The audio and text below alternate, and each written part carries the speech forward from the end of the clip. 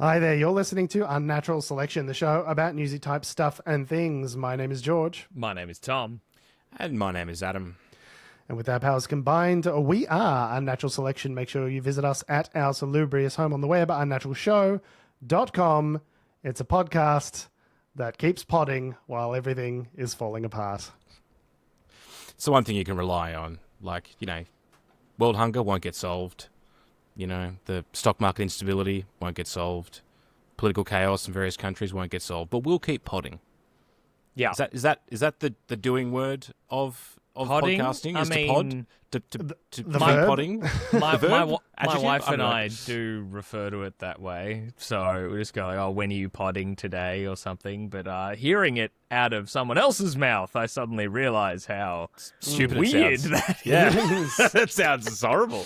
I never want to say words yeah. ever again. I'm just going to sit here and cry while the US gets itself into another desert forever war. A friend of the show, Polyverse, is writing in big news to cover this week, as usual, unfortunately. Yes, Polyverse, we are cursed with knowledge like Cassandra. There's always something to talk about, unfortunately, in the world of geopolitics. So, and boy, will we be talking about it. So, top story.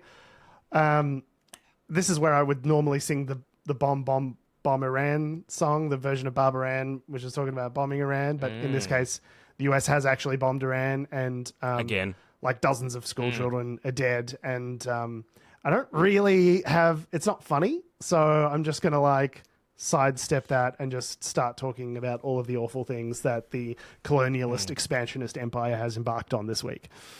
Yeah, I mean, it's funny in the sense of let's preemptively strike to stop wars that we are now starting.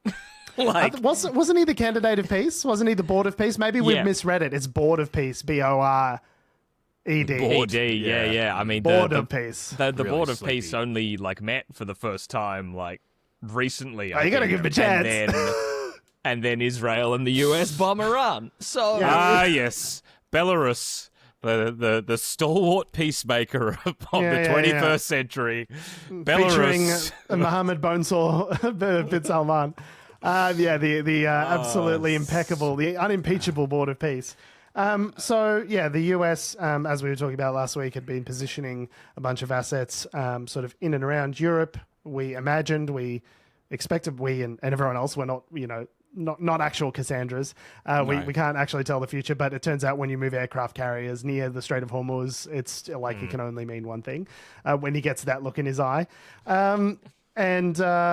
The thing that the little twinkle in Donald Trump's eye this week was Operation Epstein Fury.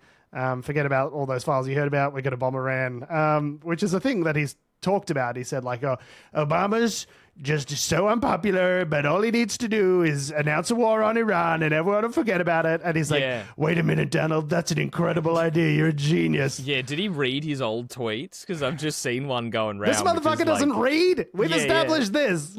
He literally said, now that Obama's polls are dipping, you watch. He's going to bomb Libya or Iran, and he's desperate. And then people are like, hey, Donald, there's always a tweet.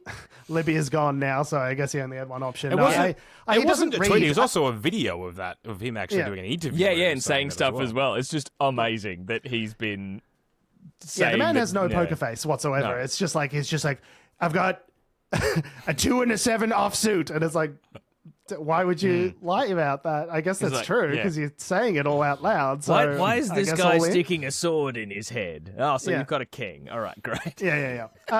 So, it's just, okay. Okay, so what has happened? The US and Israel, because Israel want to get involved, have struck. Man, just fucking give him an excuse. Give him an excuse to bomb Iran. For the last 24 hours, been bombing and striking Iran with missile strikes, and various targeting, ballistic missile sites, air defenses, and other pieces. Oh, and a of little girl's infrastructure. school. Whoopsie poopsie. Between 50 and 80 children murdered. Yeah. Cool. I was waiting to see whether What that just had been. war starts with, hey, let's bomb a school? I Which was waiting one to see was whether that? that had been independently verified. I'm not sure, to be honest. It may well have been. I don't know. Well, I mean, I've been seeing media but that sources is talking about what Iran has said at the UN. I saw a photo. Security Council I saw a today. video of parents, sort of crying out, pretty upset that their children were dead, and So a probably backpack covered real. in blood. So it seems pretty real. All I saw was a couple of This is the thing. It's an evolving. Who knows? I mean, so we're saying stuff Nano to you Banana now. 2 dropped this week, so who the fuck knows? Exactly right. I'm just a little bit. Whenever these conflicts break out, there is it's hard to verify information. So I was a little skeptical of that. But yeah, if there is footage of that, then that sounds real. So That's what's being reported. So. Yeah, and I don't know why or how yet. There's very little information. But what we do know honestly, bro, is that I don't think there's any fucking. They say that with all this Palantir technology, that with this face scanning, they can hit a fucking ant's arsehole from 100 yards, without even looking. These lasers that the fucking Pentagon has that they were firing over Arizona last week to shoot Mylar balloons out of the air that can hit a penny at fucking, a quarter of a mile distance. Somehow we've got the most advanced facial recognition targeting systems in the world, but every now and then a bomb just oopsie poopsie fucking drops on a school like it does in Gaza. Like, oh no, it's a total accident. I don't know what happened. I thought you were supposed to be pulling the bomb doors. Oh, I guess we fucked up. I'm such a fuckhead. Yeah, it's Israel. because those laser machines cannot yet read the time on our wristwatches. Not yet. That's what they're not yet. missing. Once In they've the words cracked of Gene that, Hackman. Yeah. I mean, to be fair, the targeting systems probably can tell the time on your wristwatch. It's just the Israelis don't really care. Those schoolgirls look armed. Get them. What are those backpacks? There got to be bombs in there. So what we do know is that, there's been numerous strikes around there, continuing. There are several waves happening. We do know that the Ayatollah Ali Khamenei has been killed, and that's been now confirmed by his Iranian state television as well. Yeah. As well as like his, children, chief of staff, grandkids, and other just collateral bystanders murdered by the took out his regime.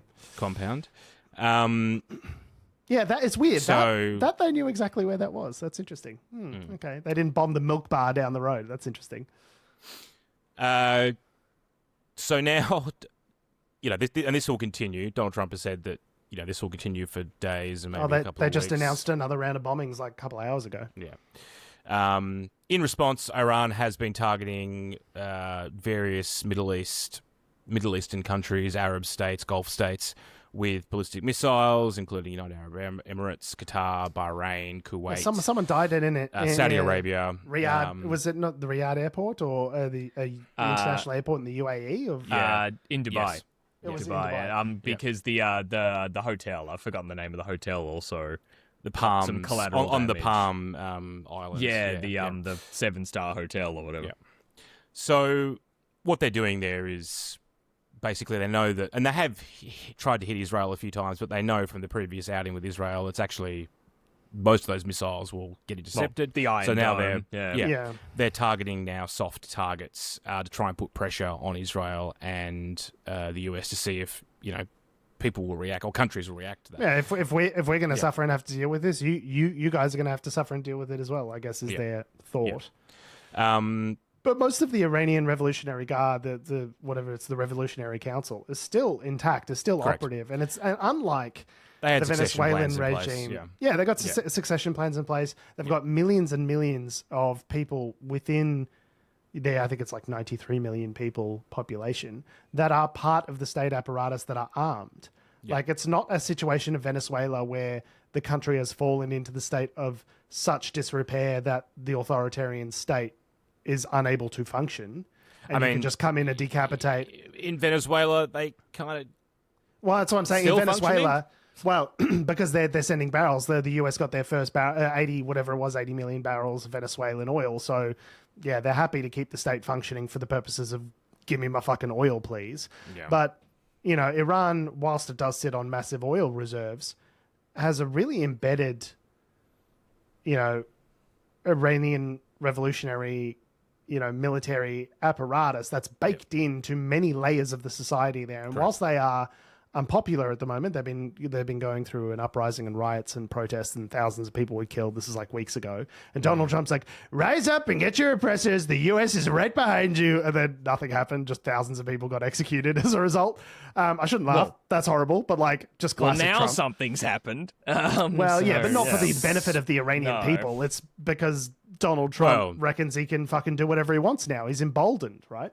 This is the thing, is that Trump is on Twitter. This is the thing, is there's probably an internet blackout in Iran. I think there is. I saw reports. So Donald Trump tweeting is probably not really going to have the effect that he thinks it's going to have.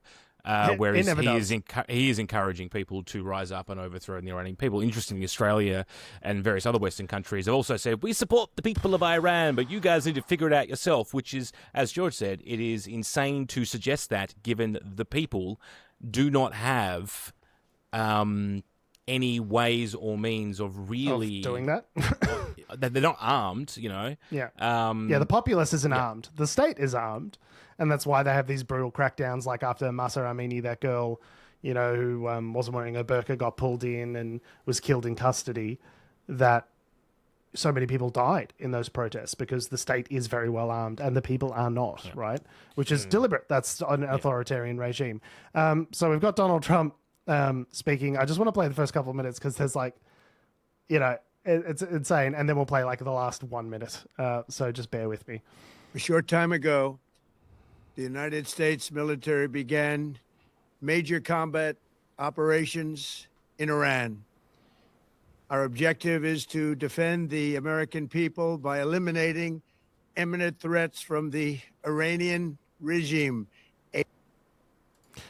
Okay, so the fact that there's imminent threats is obviously nonsense because didn't you guys say that you obliterated all of their nuclear facilities like a couple of months ago? Like, wasn't that the whole thing of bombing the place at Fordo? Like, it's like, and now they got incredible ballistic missiles that could reach the US. It's like they don't have nukes. They weren't presenting any kind. Like, yeah, they are a state sponsor of terror, and they're like, the regime is horrible and brutal. Nothing's changed though. Nothing's changed from a week ago. So it's like, what this preemptive strike against maybe something happening potentially in the future. A vicious group of very hard, terrible people.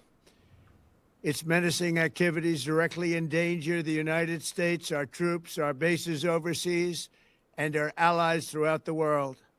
For 47 years, the Iranian regime has chanted death to America and waged an unending campaign of bloodshed and mass murder, targeting the United States, our troops, and the innocent people in many, many countries. Among the regime's very first acts was to back a violent takeover of the U.S. Embassy in Tehran, holding dozens of American hostages for 444 days.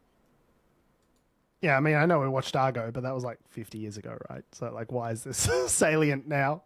In 1983, Iran's proxies carried out the Marine barracks bombing in Beirut that killed 241 American military personnel. In 2000, they knew and were probably involved with the attack on the USS Cole. I looked this up. They were not. That was Al-Qaeda. Different Browns, Donald. Many died. Iranian forces killed and maimed hundreds of American service members in Iraq. The regime's proxies have continued to launch countless attacks against American forces stationed in the Middle East in recent years, as well as U.S. naval and commercial vessels and international shipping lanes. It's been mass terror, and we're not going to put up with it any longer. Don't leave your home. It's very dangerous outside. Bombs will be dropping everywhere. When we are finished, take over your government. It will be yours to take. This will be probably your only chance for generations. For many years, you have asked for America's help, but you never got it.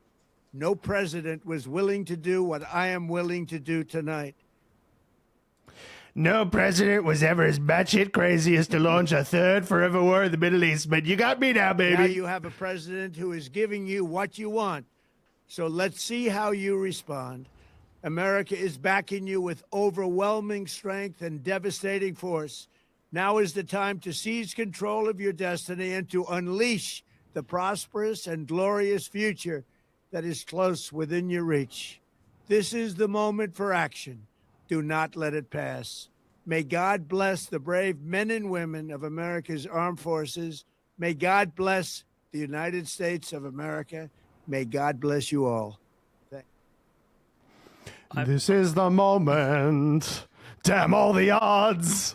I'm just picturing the opening of Team America World Police when they're all like, don't worry, everyone here in Paris, everything's good. And they're all just like dumbfounded staring at the carnage. To be like, because they've blown everything up. I guess. Yeah. Like that line of like, okay, after we're done, take over the government. All right, take it. Tag in, boys. Coach says you're up. Also, not the point, but the USA hat that he's just wearing through all of that. One, like, looking like he's hiding himself in the shadows like he's Deep Throat. Like, you know, no one knows who I am. But also, can you imagine if you ask Bubba, he is Deep Throat. True. But if you can you imagine any other world leader just doing that? Like, what if Macron just turned up to a press conference with France written across his hat? In case you forget which country you're from. It looks so stupid. Yeah, well, he did that, you know, as we all know, American dictatorships should announce their voluntary, illegal, unconstitutional wars of choice in the traditional headwear of the American establishment with a cowboy hat. That's how it's done. That's true. They say, hey, watch this drive. Yeah, cowboy hat riding the bomb down. Yeah, Dr. Strangelove style. Yeah, Dr. Strangelove, exactly. Anyway, so I know it's actually an increasingly apt metaphor as time goes on, Tom. While Donald Trump may want the Iranian people to rise up and seize control of their government, it's not clear how that will happen. Adam, the king of understatement. It is not clear. That's his plan, by the way. The plan is, plan A through Z is, and then everyone's going to rise up and support the Targaryens and insist that I be returned to power. You know, it's like, no, that never happens, bro. There's not like some secret, you know, fucking name one instance where the US has started, overthrown someone in the Middle East or fucking anywhere for that matter, in Latin America or wherever, through a war of choice to topple a regime. And then it's just like worked out really good. Like it's never once happened. No. Like on what is this assumption based? Even I was talking to a friend about this earlier today. Like, so Saddam Hussein, Gulf War, the US. Here we go. History time, boys.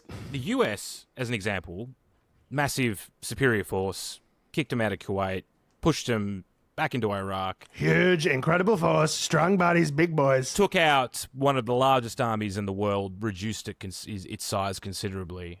In a short time, the first Gulf War, yeah. They looked at overthrowing Saddam and went, it's too hard. Nah, don't worry like, about it. we can't do that. Like, if we get in there Saddam was and we do de-Baathification and it's kind of like reduce the whole administrative state to rubble, it's going to be a fucking headache. I'll be stuck in there for 20 years. Let's just not bother. And then George W. Bush was like, yeah, Gulf War 2.0, let's go, baby. Like... But this is the thing, is that Afghanistan, Iraq as the prime examples. Going back, a step. Saddam Hussein was able to retain power. Like, even though he had a massive defeat, I think there was potentially a similar thing, an expectation that maybe the Ba'ath Party would have been overthrown. Or maybe it was more of a calculation of, well, let's keep a strong man in power because the destabilization will be worse for the region. Maybe a bit of both, perhaps. And they were right. Maybe a bit of both. The fact is, Saddam was able to hold on to power because he still had forces at his disposal, still had infrastructure on the ground. Same thing with Assad. He hung on for the longest time for that exact same region because he was kind of, you know, as a strong man, or at least his claim is that he was holding the place together, right? And, you could see what happened in adventurist, expansionist, sort of American foreign policy, like with Libya. Where it's like the Americans got in there and they're like, we're just going to no-fly zone. It's going to be fucking sick. We'll just get in and out, 2 days, quick adventure. Libya's a good example 22 minutes in and out.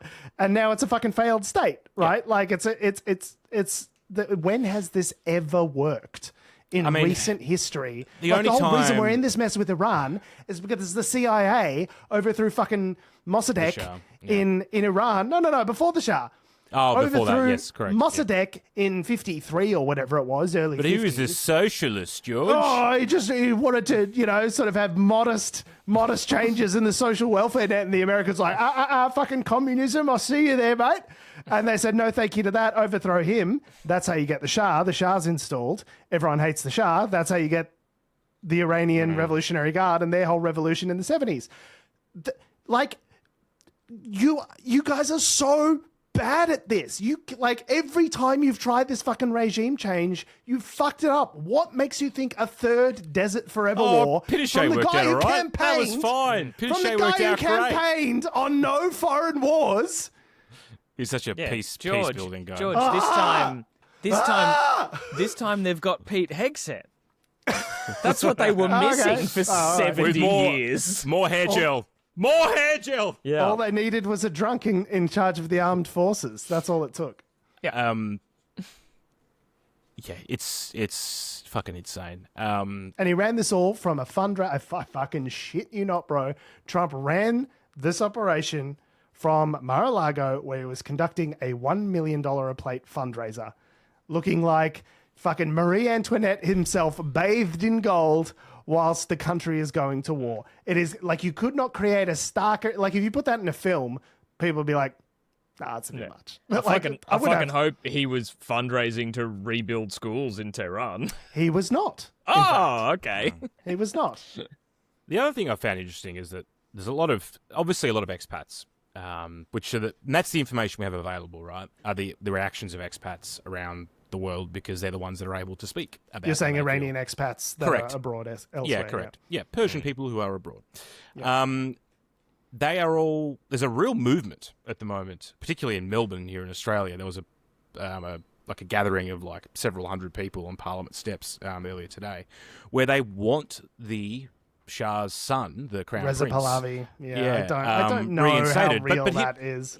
And this is the thing: is that the people that are here, and welcome, not welcome. People who've been here for like 40 years, but like the people here and in other parts of the world that support the Shah are either people that left Iran because of The persecution, the revolution, Yeah. or they are the children of the people that left because of the revolution, right? So they are going to have a particular view on it. I often wonder, I'm like, does everyone in Iran really hate the regime? Like, is it like, Just you wait, the Targaryens will come in and will be greeted as heroes. No, but listen, is it like 10% of the? I don't know. I would be very interested to see some more information on this.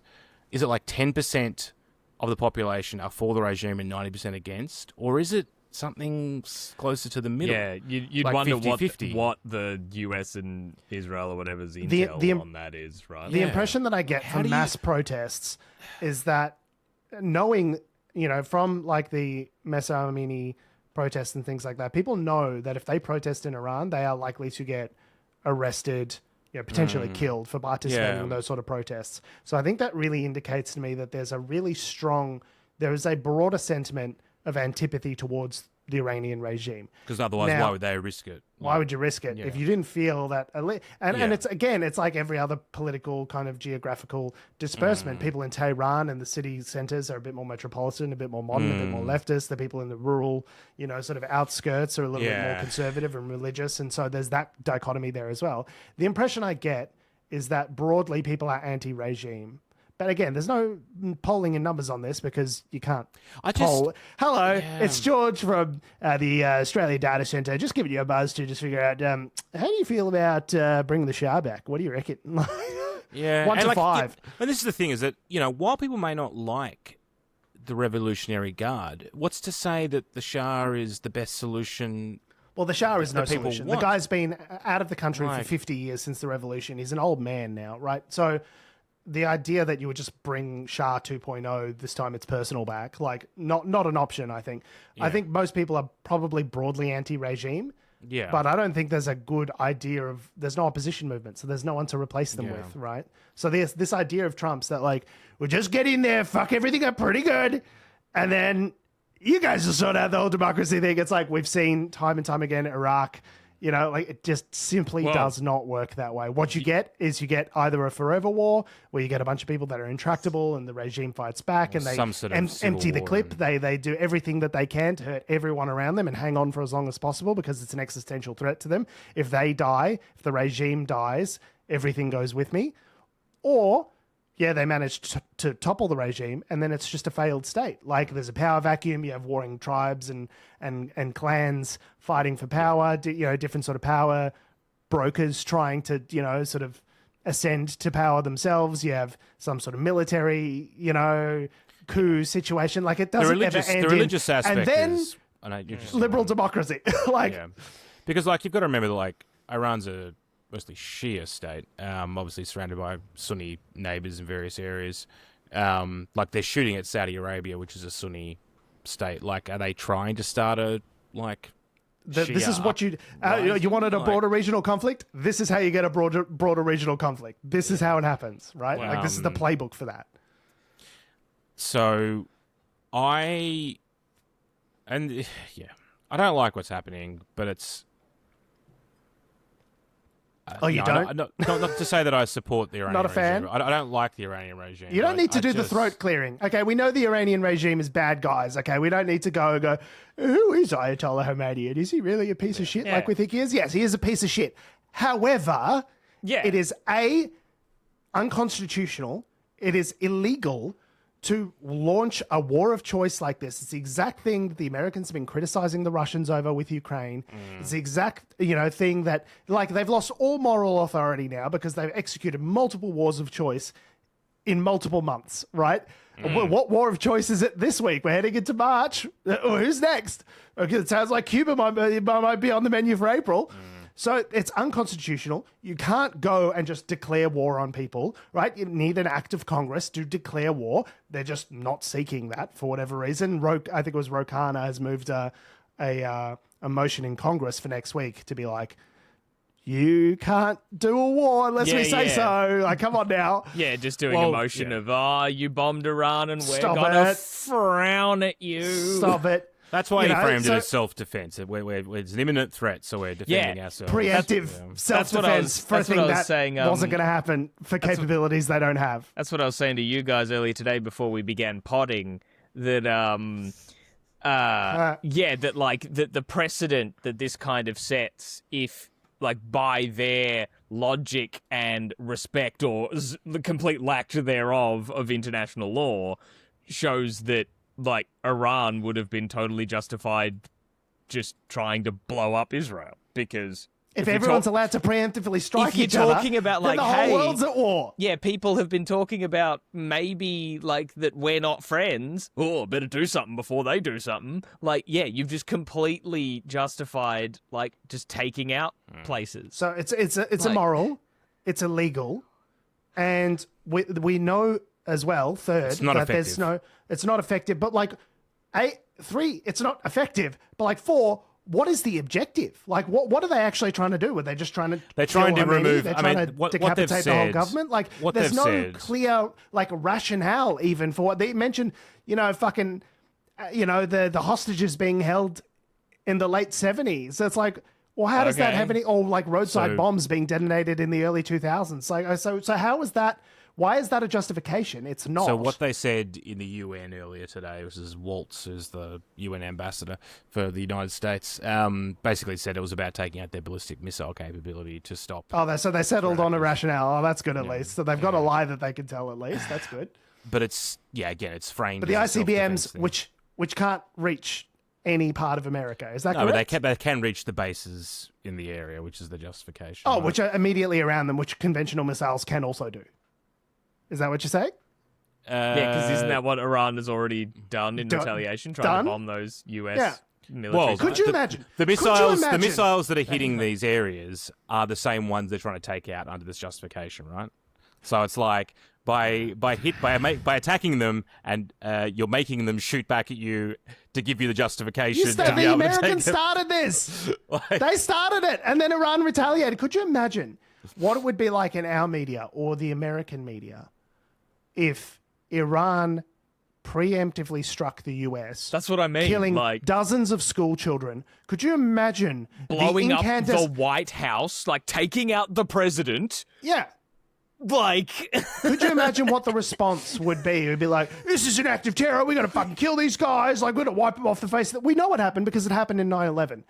We're going to kill them. We're going to kill anyone who harbored them. Like, don't fuck with us. Like, oh, we'll come and get you, right? Like, and everyone in the Western world was all for America exercising whatever retributive justice they wanted to in that moment because they had been attacked for no fucking reason, right?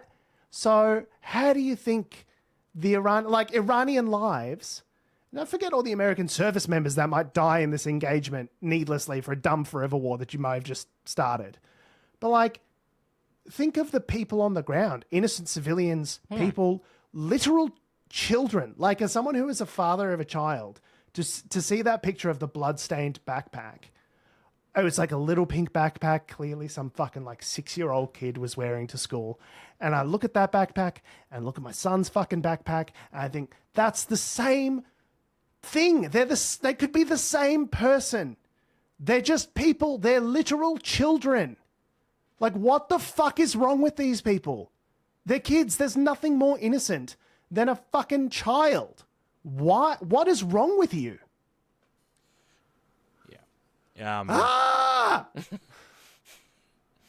So this will probably continue for another number of days. I mean, potentially weeks, depending on how successful they are at within the last objectives. hour. People in Baghdad and in Pakistan are trying to break into the US embassies. Well, Like, this is the protesters thing. are Yeah, no, storming. this is good for stability. That the president was going to keep us all out of all of these foreign wars, and then Anthony Albanese goes there and does his like, well, the Iranians are like bad guys, sort of thing. So, But like, it's also we'll see like how we go. We support them. We Fucking hell, support Anthony. we support the US because I'm Anthony Albanese and I'm spineless. I'm not the coalition though, and that's why you all like me still. We just really need those fucking American submarines. So whatever they do is okay with me. Yeah, fuck you, Albanese. Every other Western leader did the same thing, though, to be fair. Mark Carney did, which I thought was surprising. So did his speech at Davos. So did Macron. So it's like, Oh, did he? The last I saw of Macron was him going, "Whoa, we need to convene like the Security Council to be like, what the fuck are you doing?" But they all open it with, no one likes the regime. Clearing. Iran's a really bad guy. You know, they do all the fucking. I do what I just did. So Iran's really bad. They're terrible guys. We don't like to see them succeed. They all suck ass. But like, procedurally, the way you rolled this out was like yucky. You can't talk about it like you no longer want to invite Steve to pub trivia. Yeah. Like you don't want to be like, look, we all agree Steve's a bit of a cunt. But like how you like I'm sorry for what he said last week, but like how you just like publicly removed him from the weekly group chat. It wasn't polite. It wasn't nice how you did it. Yeah. You know, that seems to be the argument that most in the Democratic Party are leveling. They're like, oh, I should have come through Congress. They didn't do it right. And it's like, no, that's not the argument.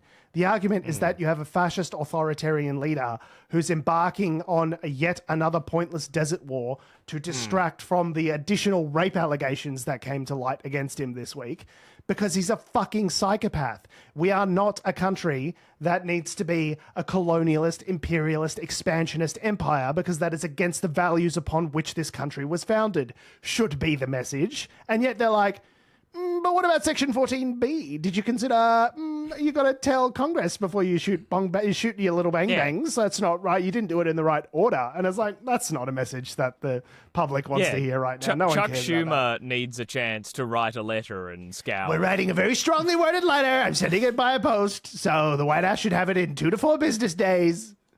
The other thing to note about this whole situation is that the entire Middle Eastern airspace is being closed. Middle East is obviously the Strait of Hormuz, which 20% of the oil flows through, is presumably going to be cut off. I mean, what shipping company in their right mind would send an oil tanker through even if it weren't Iran closed? has been issuing, well, at least one thing I saw said that they've been issuing radio broadcasts saying for ships not to go through the area. But don't worry, bro. We're going around. Don't worry about it at all. Yeah, part of what the Americans the other strategic objective, which they haven't specifically spoken about, which is assumed by most analysts, is that the part of the military strikes will be to take out the naval assets to keep the Strait of Hormuz open. Yeah. Now, that may... This is the thing. Until some of this conflict is wound down, this may take weeks. Like you may take out some of their ballistic missiles, but like the mopping up to completely secure the route will take some time. Not to mention the fact that, the Middle East is an important stopover point between Asia and Europe. So to have that entire, not just one country, the entire Middle Eastern airspace, the whole region, to be closed down indefinitely. A Chinese national died at an airport, just minding his own fucking business, and some fucking debris or some shit falls through the ceiling and fucking murks him. Like, are people going to be comfortable going through that fucking airport now? You know what I mean? Well, but they're not. This is the point: is they're not going to be. So it's like they haven't got the choice. There are people in Australia trying to get back to the UK that can't. Yeah, I went through Qatar to get to the UK last year. You have to go over the Middle East. No matter, even if you stop over in Singapore and then go through, you still have to cross over Middle Eastern airspace, right? In fact, actually, Israel bombed Qatar while I was there. Now I remember. Yeah. So my point being here is that, this will affect... The world economy is going to fucking go into... I don't know what's going to happen. Watch out for your petrol prices. Donald Trump saying... Petrol's at $1.68 a gallon, whatever the fuck he said, lied during his fucking State of the Union address. Yeah, it's not going to be that tomorrow, let me guarantee it. And not to mention, the markets will freak out, but also, just logistics. Like, if you want to travel to go and see family, if you want to get mail delivered, if you want to get your whiz-bang cars delivered from Europe to Asia or vice versa, the goods and services need to go through that region, and just like when the fucking boat got stuck in the Suez Canal. It was like an international incident. Yeah, this is the same sort of thing. So Great. Shit will be bad. You'll feel this. You may think, it's on the other side of the world, but you're going to feel this. I think petrol prices are going to be the most immediate. That'll be the first thing people will notice. I feel like I'm lagging out a bit here, so I'm going to let you guys talk and transition to the next story, which is the U.S. Justice Department apparently might be withholding Trump-related Epstein files. What? The top Democrat on the Congressional Committee investigating Jeffrey Epstein has accused the U.S. Justice Department of withholding files containing allegations of sexual abuse of a minor made against President Donald Trump. I say accused, but they definitely are withholding them. Robert Garcia, who sits on the House Oversight Committee, said he had personally viewed documents containing the allegations that had not been made public. In response, the Justice Department said, "Nothing has been deleted," in all caps, adding the documents were withheld only if they were duplicates, privileged, or part of an ongoing federal investigation. As we've talked about on the show, that's horseshit. Trump has repeatedly denied any wrongdoing in relation to the Epstein case and has recently said that he has been totally exonerated, which is hilarious. On Thursday, the Justice Department said that files flagged to the agency related to documents produced to Ghislaine Maxwell in discovery of her criminal case that they claim appear to be missing will be reviewed by the department. Should any document have been found to be improperly tagged in the review process and is responsive to the Act, the department will, of course, publish it consistent with the law, they said. So if we're talking about consistent with the law, didn't you publish most of these like a month late? You've already haven't been consistent with the law. Yeah. So this relates to a woman that came forward and made specific allegations against Trump that are not reflected in the records that have been made public by the department. And as a member of Congress, Garcia is allowed to go and review those records. We talked last week how a number of members of Congress went in and searched specific things that were in the Epstein files and then talked about them to the press. And then the Justice Department had the searches, and Pam Bondi came with receipts saying, you searced for this. Like what the fuck's wrong with you, I guess? Which seems illegal to be monitoring we were monitoring the people who are holding you accountable, whatever. So Garcia said, quote, "We have seen the DOJ files and the archive manifest that clearly shows that the interviews and information around the survivor have been removed and are missing from the DOJ files," Garcia told reporters in New York. Where are these files? Who removed them? Those questions need to be answered. Pam Bondi told some lies about it. And then NPR was first reported that indexes and serial numbers in the files suggested that the FBI had conducted 4 interviews with this woman that they're referring to as unnamed in 2019 as part of its investigation into Epstein's accomplice, Ghislaine Maxwell, who was jailed in 2022 for sex trafficking. So the FBI found her credible enough that she was involved in 4 separate interviews with the FBI and provided information to them, presumably that was included as part of the trial against Ghislaine Maxwell, for which she was convicted. Yeah. And also, this is while Trump was president as well. Right, so, correct.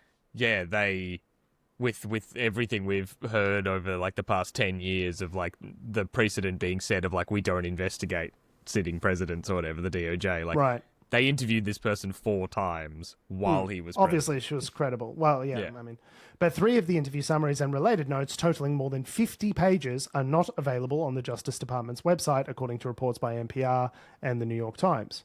The woman told federal agents that Epstein raped her as a minor in the early 1980s, according to one of the heavily redacted documents. According to other entries in the files, a woman, who Garcia said was confirmed in the unredacted documents to be the same person, alleged that she was sexually abused by Trump at some point between 1983 and 1985, when she would have been between the ages of 13 and 15. So this is a witness that the FBI has relied on to prosecute Ghislaine Maxwell. She also made accusations against Trump, saying that he raped her when she was a teenager, a child.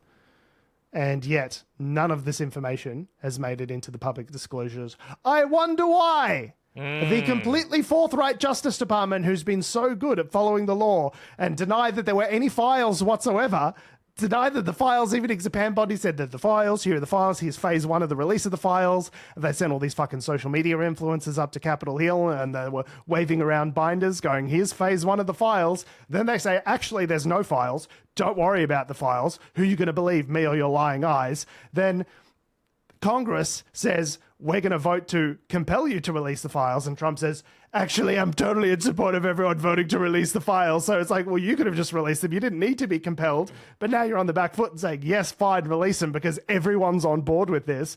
And now they're saying, actually, what you thought was in the files is actually not in the files. None of it exists. It's just like, which lie are we expected to believe here? Like, are we at war with Eurasia now? I forget. Or is it Oceania? I keep forgetting. It's even more crazy than that, I find, in that I've been listening to Behind the Bastards. I've mentioned them before on the show, but their podcast. Great show. Great show if you want to learn about the worst people who've ever existed. But they've done ones recently, like a 4-parter on latest revelations from the Jeffrey Epstein files, generally not about the sex crimes and more about just the other influences he's had.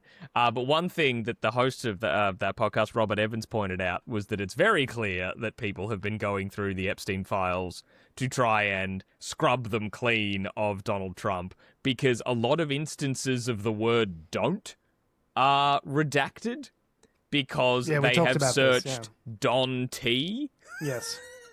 They've just done a Control F on references to Don, Donald, Don T, all that, and redacted those. So just there are these nonsense redactions in there. But you're still, because they're so fucking lazy and there's so many fucking documents, you're still finding, people online are finding references to Trump, either obliquely in emails or like photos from Epstein's residence, and it contains a piece of a document that wasn't like, people are going real fucking internet sleuth on this stuff. There's no way that they can redact everything that implicates the president, because in my opinion, it seems like he is a bit of a sexual predator, given the numerous credible allegations of sexual assault against him. The fact that he said you can grab women by the pussy and they let you do it because you're, or when he talked about going behind the scenes of his Miss Teen America pageant and walking in while the girls are changing and that you have to do it because you're the owner and you're inspecting the goods. I think there's enough evidence there at this point to confirm that the man is some sort of sexual predator, So clearly any effort that the DOJ is making has been to protect him and his friends, right? It's not, I don't think there's can there really be any debate about it at this point? Like, does anyone who's heard any of this, who's heard any of the facts that we've talked about on this show, and I'm not talking like the conspiracy theory YouTube stuff where it's like, you notice how there's no stuff around 2001, but that's because Jeffrey Epstein did the Brooks Brothers riot and flipped the election file. I was like, I don't know about that. That seems a little bit, it's like the man is not, the man can't possibly be everywhere at once, the source of all evil, right? Like, but clearly the man engaged in an international sex trafficking ring, a pedophilia ring, and was deeply embedded with a number of extremely powerful, important, influential people. That is relevant. The fact that he was the best friend with the now president of the United States 10 years ago would have been enough of a scandal to sink everyone fucking associated with him. But now, because we live in the post-truth Trump, postmodernist conservative fact era, nothing matters. But it's like, if you just heard that in a book, the president of the United States was best friends with a pedophile who mysteriously died in prison, and we all knew about it. he'd be like, oh, that's a bit much. That's too much. People wouldn't accept that. He died in the prison whilst he was the president. Like, I don't know. It just feels like it's a bit like over-egged. Like, I think you really need to dial it down a little bit. It's too conspiracy theory laden. Like, well, speaking of conspiracy theories, Trump still won't let the election thing go. Oh my God, this fucking guy, this loser. They are coming up to the midterms in the United States, which means that Congress basically gets either partially or fully re-elected. I can't remember how it works exactly. Sorry, are we just going to dance past the Trump may have raped a 13-year-old girl? Like, Yes, are we we are. just We're going gonna to dance past we're that. just going to fucking Yes. move past that? Because- Like, how do I live yes. my life? How do I go to work tomorrow? You have What to are you accept talking it. about? Just you have to move. We have to move on. I gotta We're do this. 46 minutes through. We have to move on. I gotta do some emails now. The president might be a pedophile. Yeah, be careful. Don't write any of that in your work emails. Yeah. Yeah, cool. I can actually make the meeting at 2:30. And by the way, Donald Trump might be a pedophile rapist. Yeah. George, why did you tell our major client about the allegations against The the difference president? is George is still surprised by this, which I'm not is- surprised. I'm angry, dude. I'm so angry that this fucking piece of shit is the most powerful person in the world. And that millions... And I keep hearing this, oh, the American people are smart. They're not going to get taken in by Donald Trump. And I really think, are they? Are they that smart? Because 70 fucking million of you guys elected this cunt twice! 2 times! And with the midterms coming up, that might be an interesting way. You motherfucker! You motherfucker! All right, go, move on! It might be Move an on. interesting Live way. your life. It must be so nice to be able to just fucking compartmentalize all of this shit. You got to, otherwise you just literally will have a mental breakdown. As- Like as, someone's having uh, in front of me right now. As some listeners may have noticed, George has moved his setup to what we the pod. He has a Doing the pod. pod in the He's pod. Podding in he's the pod. podding. He's podding in Pod a squared. pod. So he is now separate from the main house. And that means he is no longer concerned about waking his toddler child or And my his, neighbours or will his suffer for wife. So Yeah, the back this neighbors is- just like, what yeah. the fuck What is the happening? fuck is This is- happening? this here? is The lights are George. all on. It's so bright. It's nighttime. What the fuck is he doing in there? This is George off the chain again. It's been a while. Welcome back. Anyway, so there's the midterms coming up. For fuck's sake. The midterms are coming up. And that means the White House is freaking out a little bit because, as it turns out, some of the things that they've done and are doing are probably fairly unpopular. Yeah, Trump's underwater on most polls. I think Yeah. his popularity is Yeah. somewhere around the 30% range, 1933 range, and his popularity, particularly with regards to like particular issues on which he had formerly been quite strong, like national security, immigration, the economy, has plummeted. Like everyone fucking hates this dude at the moment. Why they couldn't have figured that out November 5th rather than after they've put us into, the darkest timeline, I don't know. I can't tell you, but that's the way it is. So we've reported on this show, it's been reported very broadly, that Donald Trump obviously was not happy with the 2020 election result. Why? What happened? No, he lost. No, I heard he said he won, so it's all right. Yeah. Oh, yeah, it's all good. Recently, we talked about the fact that there was an FBI raid on another ballot counting area in Georgia, which is one of the states that was in, that they were crapping on about at the time. Bloody Tulsi Gabbard was there. It's like she shouldn't have Rogue been was there, there. and she was there. Everyone was there. Rogue was there. That's an X-Men reference for those people playing it. Rogue has the same shock of white Yep. hair as Yep. Tulsi Gabbard. Just like me. Oh my down the God, sides she of my head. does. Yeah. Have you only just gotten onto that? Yeah. Okay. Welcome to the game, Tom. Thank you. Hey, Tom, it's so good having you on the pod. You're such a great guest. Thanks. Wait, I'm a guest? 15-year long-running guest. He's here every week. This is a podcast? Is this thing on? I can't think straight. It's too late at night. Anyway, there is legislation in flight to try and change some of the voting practices and the way Americans vote. Now, this has been That's such a nice way of characterizing trying to steal the midterms. Don't worry about it. It's a journey. So one of the things that Donald Trump has talked about is that, this is a repeated line, is that immigrants are voting and that the Chinese are hacking the voting machines. And I thought it was the Venezuelans. No, it's the Chinese. Oh, this week he actually said it was the Iranians. That was part of his speech we skipped over. wow. The Iranians, mate. Someone's hacking the voting machines. You got to pick a conspiracy, mate. Like you can't just be you can't just take. It's not a choose your own adventure of fucking pick whatever conspiracy theory suits you at the moment. One of the right? axis of evil. Like you've got to pick one of them. Anyway, so what he's trying to do is introduce legislation that will basically mean you've got to have voter ID cards and do away with voting machines. Now that's currently sitting between in Congress somewhere, as far as I'm aware. Yeah, but so they've got an act in Congress. He's urging everyone to pass it. That was a big part of his 2-hour fucking feature-length State of the Union the other day, which I listened to, and even at 2x speed was fucking exhausting. Why did you do that? Yeah, at 2x speed, because Why? I do it so you don't have to, Adam. I bear the whips, the slings and arrows of outrageous fortune. Put yourself through that. Thank you. It was so... Oh, God, I was just on the train going, this fucking God, I can't fucking believe this. It's just seething, just at all the lies and the horseshit. Do you feel energized after the rage? Like, does the rage keep you, like, do you wake up and, like do you want to run a marathon after that? Like, I had great energy that day in the office, tell you what. It fuels me. It powers me. Yeah. Sending those emails in an angry manner. It honestly explains a lot. Yeah. Kind regards!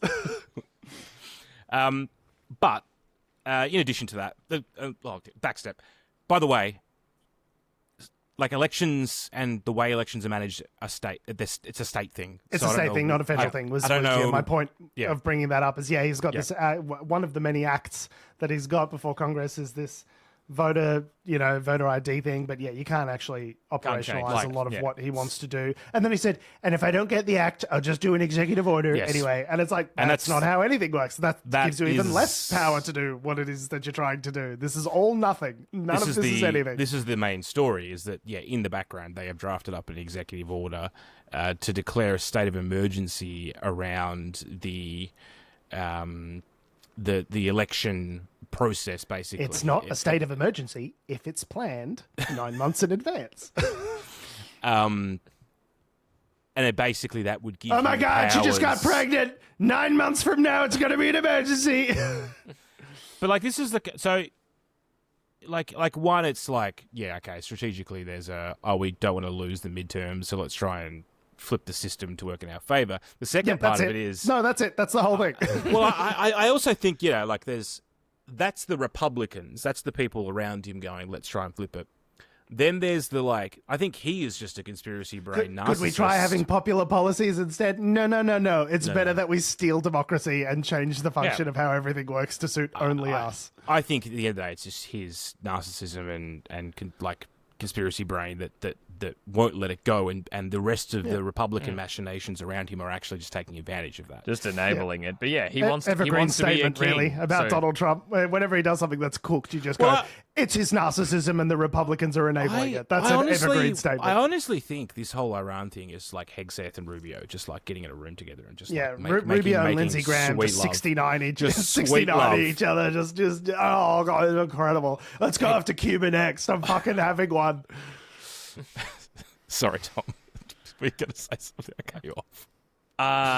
Oh no, it's just like Trump is just doing all this. You know, he's currently living like he's a king, and he wants to remain a king because as long as he's the president and in charge, he won't go to jail. Like, it's like that's what's sort of been shown, right? It's another motivation. Yeah, it's another strong motivation, right? Is that like, as soon as I'm not the president, like a lot of this power that I've got goes away.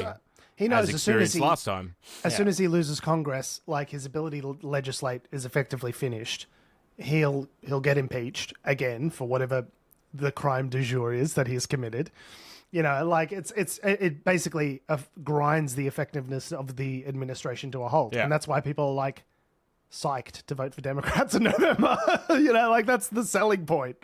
Yeah, I can't remember who said it, but they were like, I think someone on the Republican side was like, if we lose the House, it's the end of the Trump presidency. And so many people were like, don't fucking threaten me with a good time. Yeah. Okay. I find your terms maybe I will come out and vote. acceptable. Yes. Speaking of terms being acceptable, Paramount is set to acquire Warner Brothers Studios for $111 billion. John Oliver's going to have a new business daddy. Oh, boy.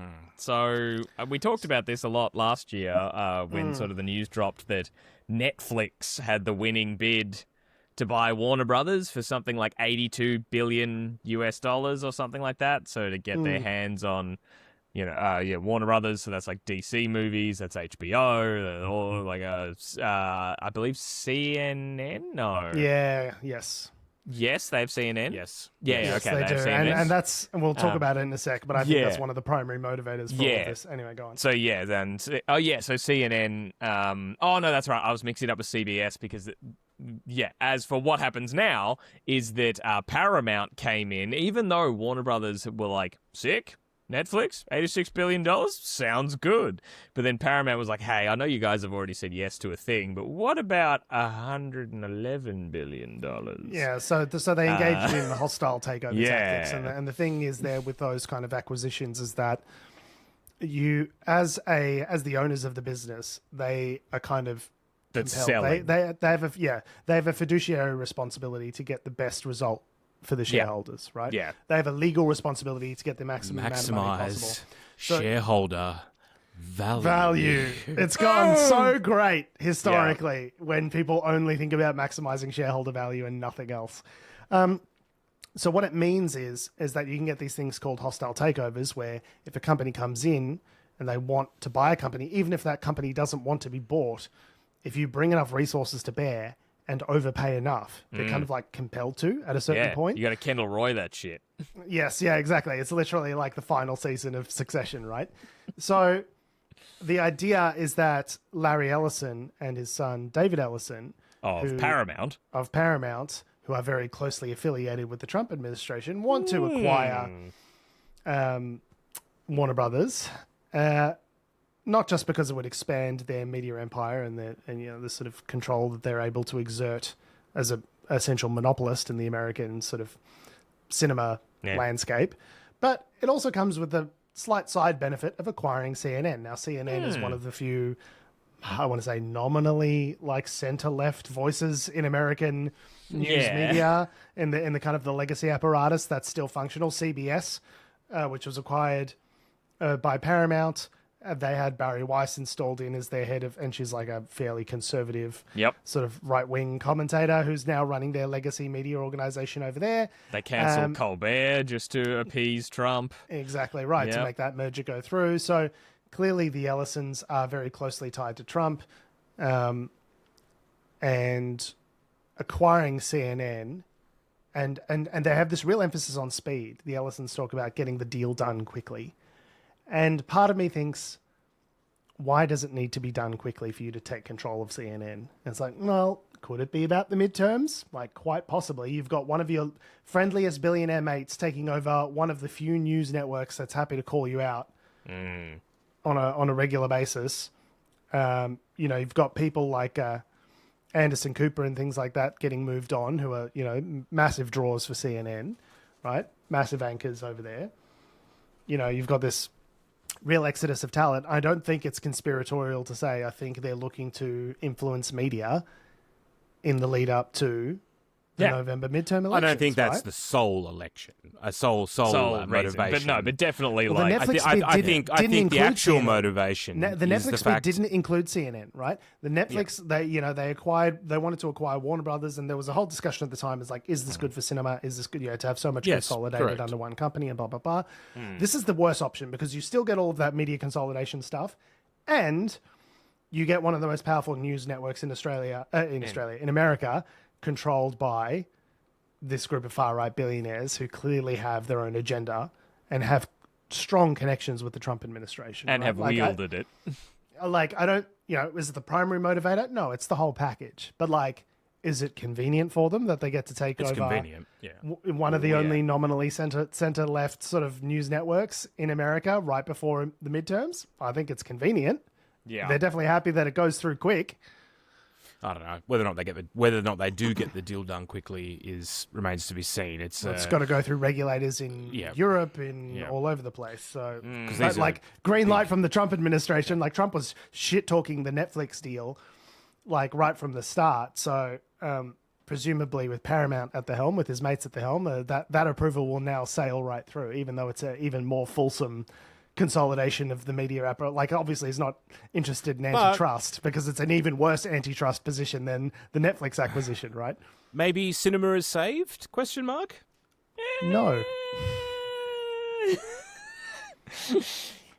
Don't No, maybe it is not. maybe we can go see some live dance instead. Potentially the Shen Yun Group. Which you is son of a dance bitch. group, Well done. that is associated with Falun Gong, which is a spiritual movement originating in China, but is currently banned by the CCP in China. Why are we talking about them?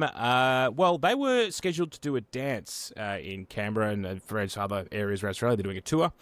And See the billboards everywhere. There was a bomb threat that was called in to the lodge in Canberra. They're like, if you dance, we're gonna blow up the lodge. You can dance if you want to. And the river will run. You can leave your friends behind. Red, I think was the actual quote. In which case they searched the lodge and the Prime Minister was evacuated, and everything was okay. And the CCP has obviously denied any involvement. They've denied all involvement. Yeah. No. Except for the fact that everywhere these guys go around the world, there's people calling in bomb threats at the places that they're doing Every shows every single time. Yeah, and the only people who would be mad at them for doing that would be the CCP. So the it's CCP have denied all involvement, but also in that denial made sure to mention that these people are a cult who spread lies about the CCP. And to be fair, they are a cult. It is a bit culty. It is a little culty, to But be fair. the fact that they not just denying it, but also were they're also huge pieces of shit who lie about us, and they're just trying to trying to misrepresent China and trying to make money off it. It's It's like dance. Making money off things is not a crime, but also it's you're not making a lot of money with dance, as a rule. We're not talking Larry Ellison Oracle money, right? We're talking about dance money. Meanwhile, the entire region of Bali is just oh, what is that? Is that a bad thing with me? Everyone, this is something that everyone does in different parts of the world. They sell their culture, right? That's part of what it's people part do. of the tension between maintaining your local culture, but also being a tourist destination. You need to navigate that complexity of how do we hang on to who we really are, but also we want people to come here and spend money. It's a very famously explored in the White Lotus series, right? And in this case here, Falun Gong are, sort of, I guess, excommunicated. Chinese. It's a Chinese movement, but I remember reading something about how followers of theirs were arrested in China and their organs were harvested and crazy sort of shit. Crazy shit. Yeah. And they are a little bit there's an article here there's an article within the article that we'll share on our show notes, but there's some really sort of like any religious movement. Weird details. Yeah, some weird stuff that they do. Yeah. I just found just the way this story unfolded to us as the public fascinating, because it was just a news alert came through last Sunday, so it happened about a week ago, where it was the Prime Minister has been moved to an undisclosed location due to a possible security breach at the lodge. And you're like, what? Whoa. What? Like, What? is this an assassination attempt on the Prime Minister? Like, what the fuck's going on? And then, like, you know, there was not some crazy live feed giving us minute-to-minute updates. We're just waiting for a bit. And then I see the article is like, a bomb threat was called into the lodge. The bomb threat was reported to the AFP by the Shenyun performing group. And I was like, I've heard that name before. And then all the billboards came flooding back to me where I was like, wait, that dance show that's happening, isn't that connected to a cult? And then I kept reading it and be like, what? And they said, that the dance group got a phone call being like, if you dance, we'll blow up the Prime Minister. Not we'll blow you up, we'll blow up the Prime Minister. And like, huh? I thought you'd threatened to blow up the venue that we're all in, but you're saying you'll blow up the leader of the huh? Like and then they called the so like AFP. you'll go to like position X, so we'll blow up position Y. And it's like if you perform your dance show, we will destabilize this country. Is like a crazy threat, and so they got to respond to. Well, it was like they called the AFP. Like the lowest cost fucking. You know, well, the Shenyun operation people, that one could run, right, is just send a shitty anonymous email. Right? Yeah, and the Shenyun people called the Australian Federal Police and were like, hey, could be nothing. Funny but story. Someone said they've put a whole bunch of nitroglycerin around the Prime Minister's residence.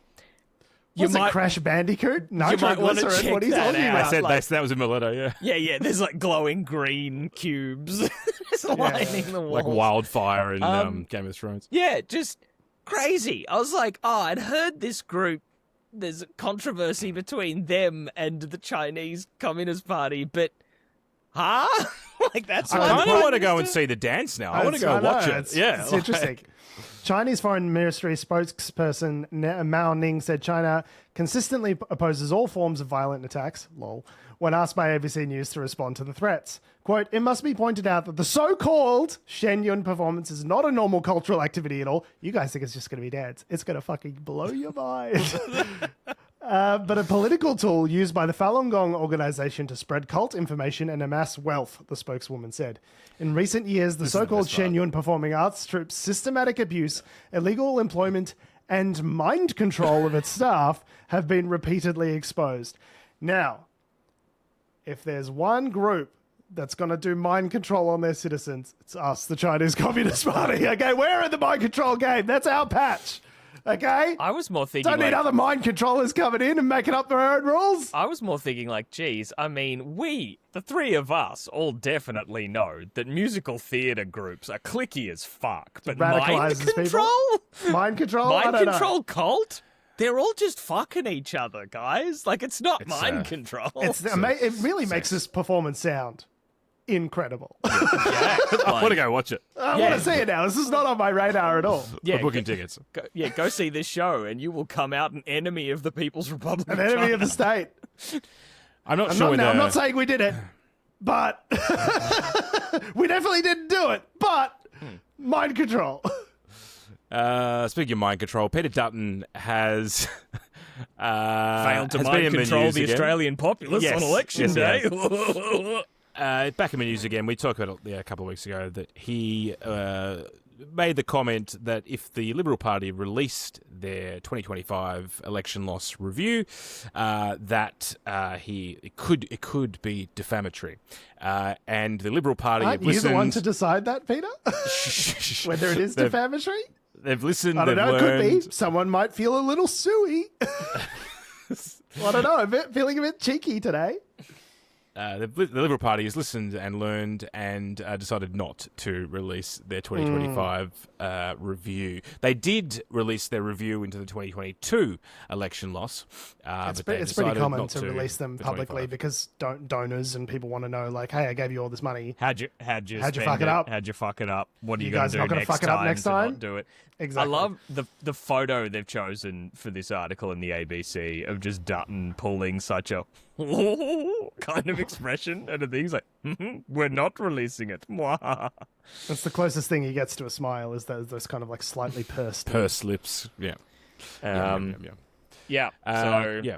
So We'll a lot of never speculation know. around. Well, a lot of speculation though What could have around caused what's it? in there. What could have caused their massive historic election loss? Nobody knows. No, but apropos of nothing, Angus Taylor, I think, did say that nuclear does have to be a part of their platform going forward. I couldn't agree more, Angus. Those two things. That should absolutely be part of your absolutely going to get up platform. Yep. Yeah. Are those two things connected? Who's to say?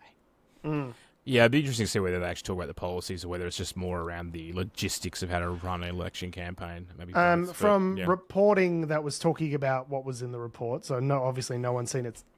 Guesswork. firsthand. Right. When we say But, we're reporting, guesswork. People are texting furiously to Patricia Karvelis about it. It sounds like that there's material in there which directly, sort of Relates makes to Angus Taylor and makes specific senior members of the Liberal Party look bad, namely Angus Taylor, Susan Ley, other senior members of the opposition government. So Ms. Goward, one of the report's authors, insisted the document would survive a legal challenge and said the party's new leader, Mr. Taylor, would be the first and most obvious loser, unquote, from the decision not to publish it. Mr. Taylor has started out well. I think we knew that already. Debatable, Ms. Goward. But he will be blamed for wanting to cover up, she said in an opinion piece published in the Australian Financial Review. That's how you know she's a Liberal Party person. The party and its leaders, current and future, cannot learn from the mistakes of the past if they do know what they are. The decision will disappoint many of the party's membership and support base, to say nothing of some very angry donors, as I mentioned, who to this day do not understand how their money was wasted. She said it was written without weasel word or euphemism, providing clear evidence-based examples of, this is the key part, poor decision-making and execution to back up its conclusions. So it sounds like, from what she said there, that there's specific personal critiques about the decisions that were made during the campaign and how things were executed and how that reflected poorly on the final results, right? Yeah. In the final results. So You mean the really well thought through and strategic campaign that was may have had some undue influence from key members where they reacted poorly and indecisively and incoherently to various issues of the day. acknowledging the famously terrible shambles of a campaign that was the Dutton 2024 25 election campaign. Yeah, clearly the poor decision making and lack of any sort of financial nous and I mean, higher taxes was a great higher taxes way for the Liberal Party is that's a hard sell. It's always popular. Yeah, so it's I don't think there's any doubt to my mind that the senior members of the Liberal Party that were in do you reckon everyone's shadow read it, though? government Like, and the are thing now is that- still senior members of the opposition are obviously key figures that were responsible. yeah. Like there was reporting that came out at the time, like Peter Dutton wasn't, sort of shooting from the hip and not listening to any of the strategists and doing their own thing. policy on the run, perhaps? Policy on the run and campaign, this grievance style, kind of like Trumpy politics that he was looking to sort of, engage with. That kind of rage bait. It just doesn't work really here in Australia, or at least it didn't then. Not as much. Maybe next time round with Pauline, who knows? Well, I've got something to tell you something today. No. I'm the Prime Minister. I do wonder if the report hasn't been released, has everyone read it? No. or is Everyone it- in Canberra or is very good at keeping these sorts of secrets. This will never come to light. What we should do is bury it deep down inside. Because my point being is if they're meant to learn from it, but only certain people have read it. learning needed. What's the Don't worry. point? Yeah. It's almost like you spend a bunch of money on something no one's ever going to read. But anyway, They should Well, that tuck it doesn't in. sound like the Liberal Party at all. They should tuck it into the menu at Public Bar in Monaco. They'll all read it then. just pop it in under the drinks menu. Can just I get as a bourbon an and insert. Coke? And Peter Dutton is a fuckhead. Oh, what's this? We spoke about higher taxes before, and the Albanese government may be considering some changes to negative gearing and capital gains tax, according to Maybe reports. we're going to float a balloon to say that we might be potentially considering changes of a small nature in May about capital gains tax. Oh, I was going to say. Unless you don't want that, in which case don't worry about it. Is it, let's check my watch. Is it far enough from an election that Yeah. we can talk about maybe changing negative gearing? Can we change negative gearing? Where maybe we some have capital enough gains tax? time to convince people that we're not going to do it if this blows in our face. Yeah, and if you guys hate it, then we never were going to do it, and it's terrible. But Yeah. if you love it, maybe we're here for it. Just Who holler, knows? just holler out. Just floating a balloon. Hit like and subscribe. You know? Treasury does all this kind of Yeah. modelling. They're just modelling away. It's like, we Modelling. don't even know what the fuck they're doing over there. It's like, whoa, It's you just guys... model railways everywhere. models, can't help Planes, themselves. cars, little You know? models. It's like the Epstein house, just models everywhere. Yeah, we know Lego. you guys like high-speed rail to Newcastle, but if that high-speed rail was changes to negative gearing, how would you feel about it then? Yeah, we all know how large departments of the Treasury team up on projects and do extensive financial modelling that takes weeks or months for ideas that no one has suggested. For fun. What are you guys doing in here? This is capital gains? What's up on the walls here? What are you doing?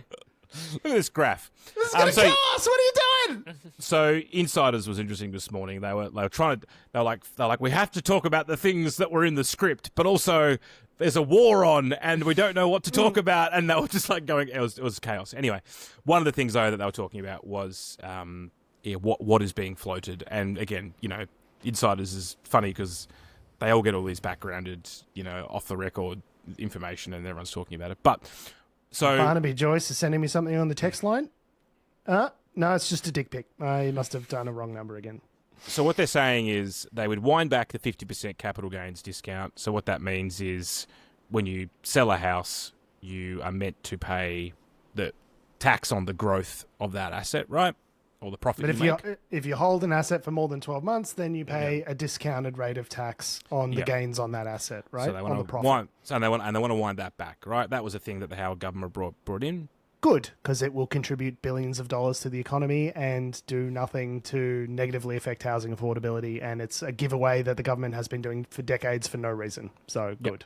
And may have directly contributed to be one of the reasons that we had this housing price influx in the first place under Howard. No, the but graph, because you the can see the graph timeline where between. it's like- No, don't worry about the graph, George. You Don't can look worry at the about graph. it. You can look at the graph where it's like capital gains tax discount, and then that's when the house price started going. No, it's just a George. correlation. There's no causation Yeah. there. There was more money in the George, No, yeah, as the old saying goes, this is an incredibly famous saying, we've all heard Fuck it. John Howard. Numbers lie all the time. Yes, famously so. You can't trust numbers. Yeah, numbers always lie. sometimes I think that's like a yeah. 6 looks like a 9 if you turn it upside down. Like it's It does. Yeah. Yeah, yeah. Nice. Yeah. The other policy is negative gearing. Negative gearing. The policy is that. Fucking get him. This is what I've been fucking hoping for. Fuck yeah, boys. Let's go. So, and there'd be a modest change to negative gearing, which would be No. you can't negative gear unlimited properties. You can only negative gear 2 properties. Apparently, that's not been confirmed.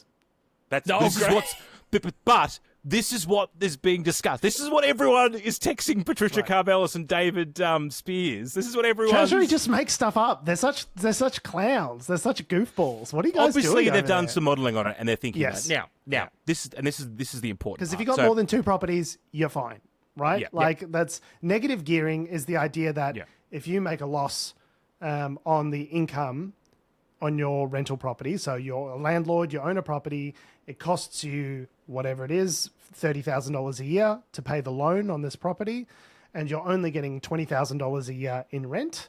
Well, then you take the difference, that $10,000, and you declare it against your income. Right? It's a tax write-off, right? Yeah. So the people that generally are able to best take advantage of these kinds of concessions are wealthy working professionals. So the percentage of occupations that soak up most of the capital gains money, you can see this on a graph, surgeons, lawyers, etc., because they have professional income that they can declare this money against and take a loss on it. And why would you want to have a loss-making asset?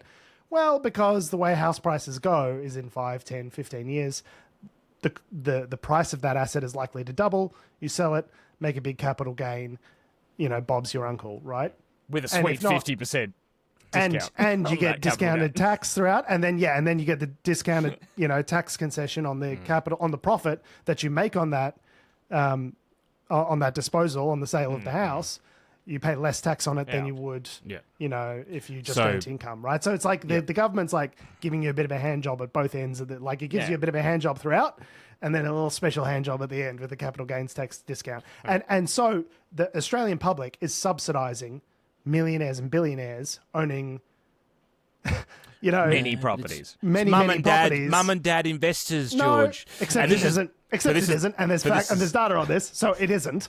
But it goes to the wealthiest people. People own dozens, hundreds of properties that they're negatively gearing in this way. Like, what it does is it incentivizes investors and pushes up the prices, which means that people can no longer afford to buy single owner occupier homes for themselves because they're outcompeted by wealthy investors. It's going to stop construction. No, look, it's the immigrants. It's the brown guy that's renting a house. That's the problem. It's not that fucking BlackRock owns 5% of the housing stock. That's not a problem.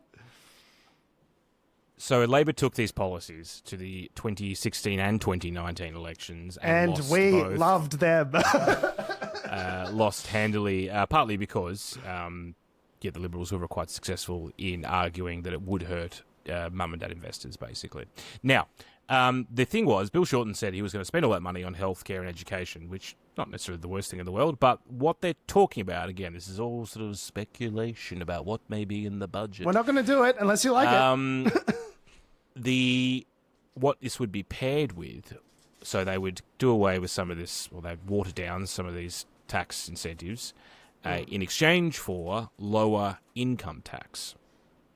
Here for it. Love it. Great. So the concept being is, I guess they would still somehow have to make a little bit of money somewhere in the scheme. I don't know how the cash exact flow numbers works.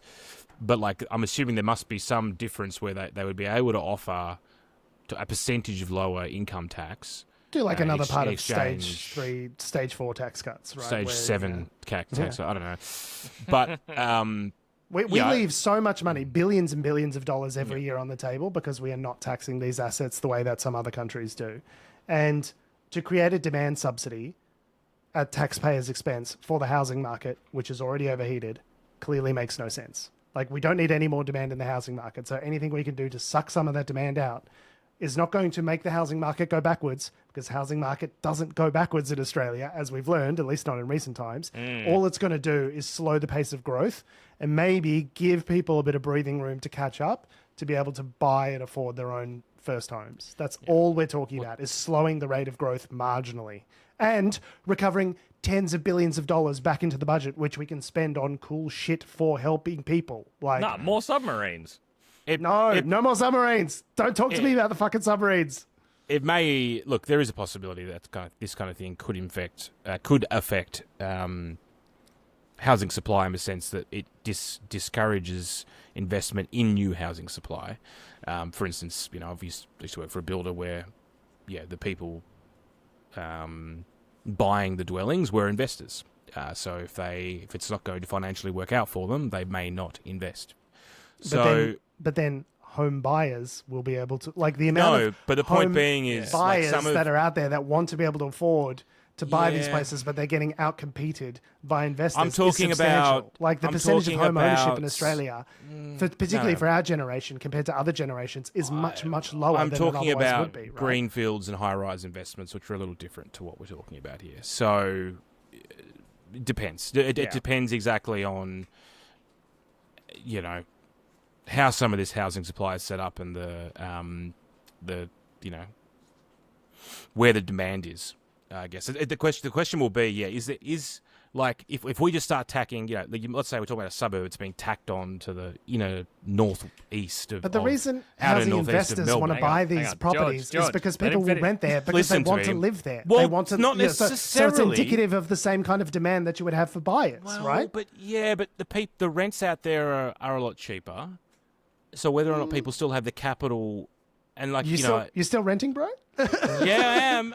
Yeah, and it's real cheap, is it? Would you describe it as real cheap? Not where we are. But yeah, my point being is that if you're moving out of the rental sector and into the housing sector because you're an owner, then that will construction similarly costs reduce the demand on rent as well. Because if every renter becomes an owner, then the demand that comes into the housing market will equal exactly the amount of demand that comes out of the rental market, would it not? It doesn't quite work like that. And I'm talking about like this is You're like sounding a lot like a property investor, Adam. Have you got a lot of properties that you're not telling us about? What's going on, buddy? just saying it's not a silver bullet is my point. No, these things I would help. welcome, but I'm just saying There's zoning, there may be that we need to flow-on do, effects, sure. but there also may be flow-on effects that we don't expect. Which Hey, the status quo is the government is spending billions of dollars every year subsidizing a tax break for fucking millionaires. Finish, man. Fuck. My point being is, yes, the status quo isn't working, so let's try something different. But I'm not saying it's going to be smooth sailing and it's all going to work out great. Because in certain situations, when have I ever said? When have I ever? What fucking straw man are you compiling here? Oh yeah, we get rid of negative gearing. It's all going to be fucking smooth sailing. No, but it would be a start. Can we stop punching ourselves in the head? Yeah, sure, we could stop. Like that, it won't not give me. Yeah, it won't reverse the brain damage, but it would be better to stop doing the bad thing. Thank you. You're welcome. I want to go to bed now. Let's wrap up. Yes, On that note, speaking of stopping doing bad things. On that note, we will stop podcasting. We have been and always will be Unnatural Selection. Make sure you visit us at our salubrious home on the web, unnaturalshow.com, and make sure you'll follow us at our... oh, fuck, how do I normally do this? Make sure you follow us on all the bullshit social medias that have, do, or ever will exist at Unnatural Show. That's Facebook, Twitter, YouTube, Instagram, and mother flipping TikTok, on which we are getting roasted in the comments. Make sure you follow me on Instagram and TikTok at George Tsipos. You can follow me on Threads at tom.heath. And you can follow me down to the local development... local Greenfield site. Greenfield site. Going to be testing some soil. It's going to be just doing a few samples and putting in my bid. Oh, wait, no, it's you got outbidded by a property investor. I got to go drop a sample now. All right, love you guys. See you next week.